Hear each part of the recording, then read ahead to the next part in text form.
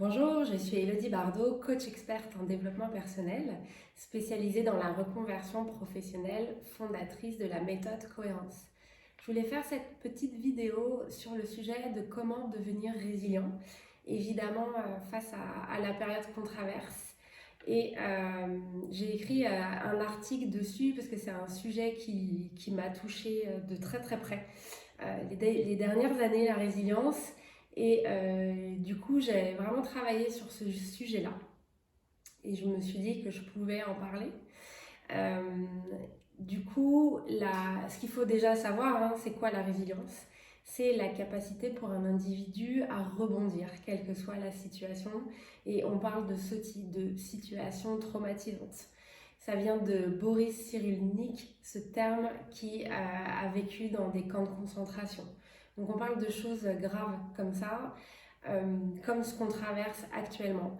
La première notion que je voulais aborder, c'est la comparaison. Si on compare ce qu'on vit actuellement par rapport à il y a quelques mois avant le mois de mars, c'est évident que le gap, il est énorme et il est très très dur. Alors finalement, on peut évidemment toujours se comparer à pire, puisqu'il y a toujours pire. Il y a quand même nos parents et les grands-parents qui ont connu la guerre avec les bombes. Il y a eu un début, il va y avoir une fin. Donc comment on fait pour tenir le temps que ça doit durer?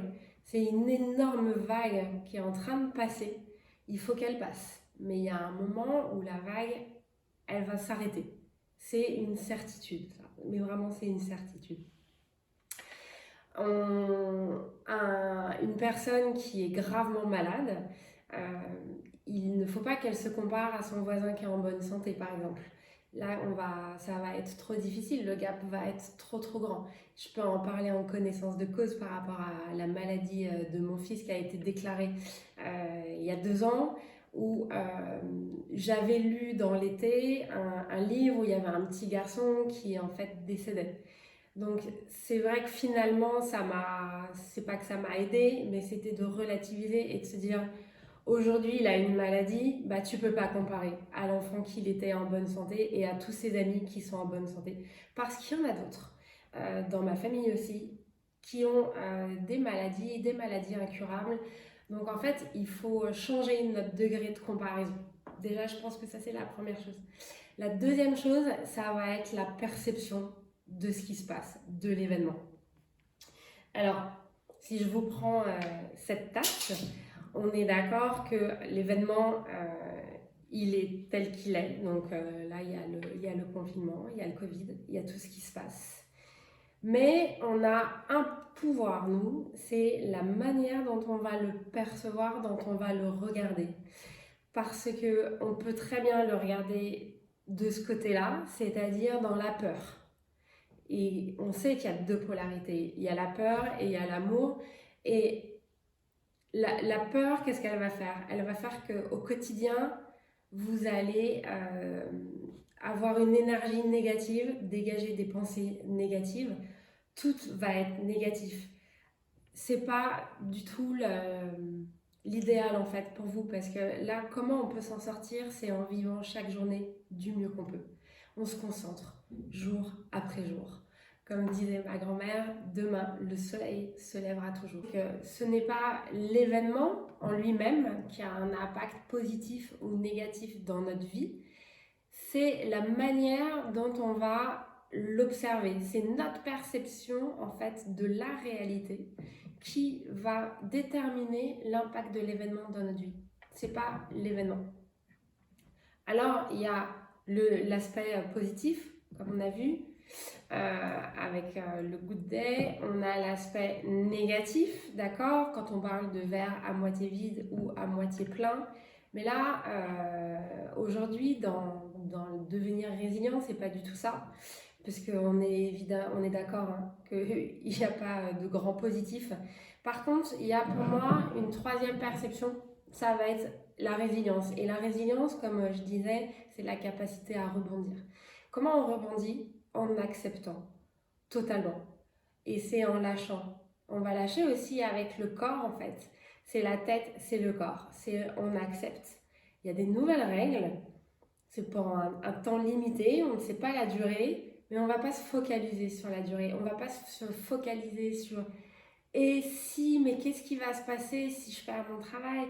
Qu'est-ce qui va se passer si mon entreprise ferme? Qu'est-ce qui va se passer si j'ai pas de clients? Qu'est-ce qui va se passer? On est d'accord que quand on élabore tous ces scénarios, ils sont catastrophes, ils sont anxiogènes. Euh, on est d'accord. Par contre, est-ce que ça va vous aider dans cette journée que vous devez vivre de penser à ça? Je suis pas sûre.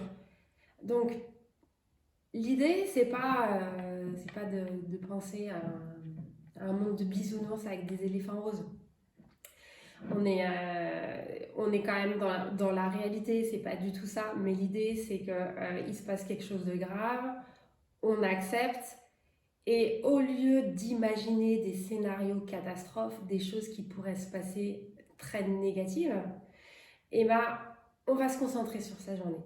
Parce qu'il vaut mieux se concentrer à renforcer notre corps, à apporter une immunité, on va dire, à renforcer notre mental, à se ressourcer, à créer de la bonne énergie qui va circuler dans le corps et qui va forcément s'en dégager. Il vaut mieux créer cette capacité-là parce que le jour J, où si effectivement il se passe quelque chose de négatif, bah on va être fort dans la tête, dans le corps, et on va trouver en fait des solutions pour résoudre chaque étape. C'est des marches à passer. Ça sert à rien d'imaginer un escalier avec une arrivée qui fait peur, parce que si ça se trouve, c'est pas du tout ce qui va se passer en fait. Des scénarios, on peut en imaginer plein. Vous donnez un pitch à 4 scénaristes, ils vont vous écrire 4 scénarios complètement différents, 4 histoires différentes avec des personnages différents. Donc on n'est pas là, on n'est pas là-dedans, là on est dans la réalité. Donc on se concentre aujourd'hui sur ce qu'on a, sur le temps libre qu'on a, on se concentre sur nos enfants si on en a, sur tiens, j'ai une possibilité de sortir, ben, je vais aller marcher. C'est vraiment mais très très très important, se vider la tête, respirer le bon air. On va se concentrer sur ça. Et oui, aller faire les courses dans un supermarché avec les masques, bah, c'est pas drôle pour personne. Donc on va pas se focaliser sur ça, on va pas essayer, on va pas y rester longtemps. Et puis on arrive, on sort et c'est fini et on passe à la prochaine idée. Et surtout à qu'est-ce qui va me faire du bien dans ma journée. Donc c'est plutôt ça. Est-ce que ça va être de faire un bon plat parce que ça va me faire plaisir, ça va faire plaisir aux personnes avec qui je mange? Est-ce que ça va être de lire un livre?